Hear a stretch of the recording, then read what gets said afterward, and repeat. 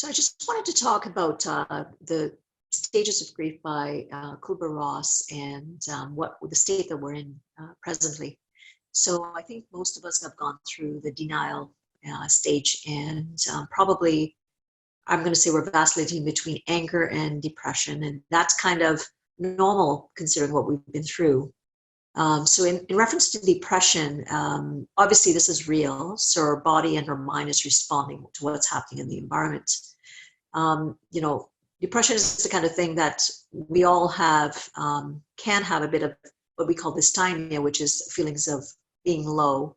But depression is something a little bit more. And it's really important, as we don't have a time limit on when things are going to level off for us here. It's important that you really, really manage those thoughts and feelings that you're having. So again, recognize that, there's a lot of worry around your family members and kids, and just looking at the numbers every day. This is real, nothing that we can get away from. But what becomes really important is to start to think about, how can I manage my thoughts? And, with depression, after the stage of depression, there is the space of bargaining, which I think most of us are kind of getting to at this point, which is, what can I do? Considering that this pandemic will continue until we flatten the curve, what is within my control? And that's where I get to the point where I talk a little bit about, okay, if you're vacillating between depression and bargaining, eventually we'll get to resolution, but we know that's a ways off. But what can I do?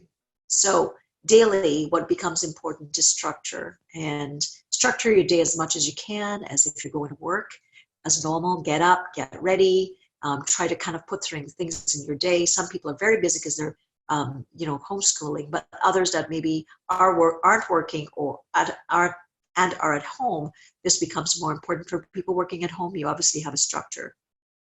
So some of the things that you can do for depression is to manage your thoughts.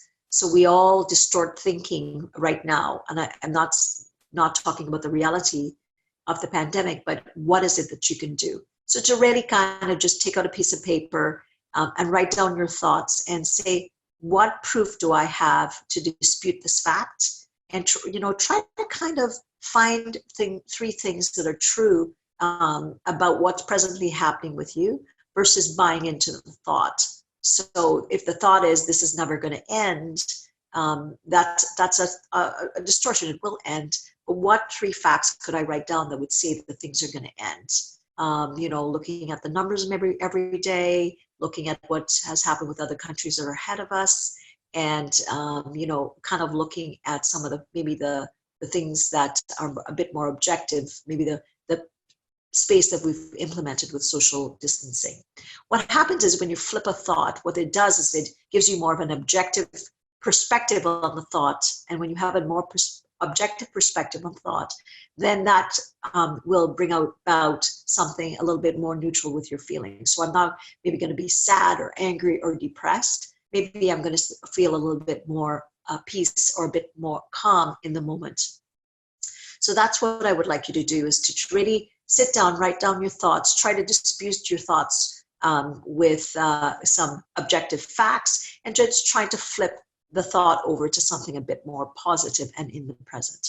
What you'll find is that it will help your body come back to a baseline. And when your body comes back to a baseline, what you're doing is you're actually working with your body and working against depressing the thoughts, the feelings, and your body. So I hope this was helpful. So hang in there. I know we're all in this together. This is an uncertain time for us all. And again, what we will eventually get to is the point of bargaining. What is it that we're going to learn? We can learn from this. What kinds of things that will be different, and what will be our new reality? And eventually, we'll get to resolution. So this is Roxanne Durhodge of the Authentic Connection Movement. If you're needing any support with your mental health and well-being, be it a virtual keynote, training, or speaking, I can be reached at roxannedurhodge.com. Take care and stay safe.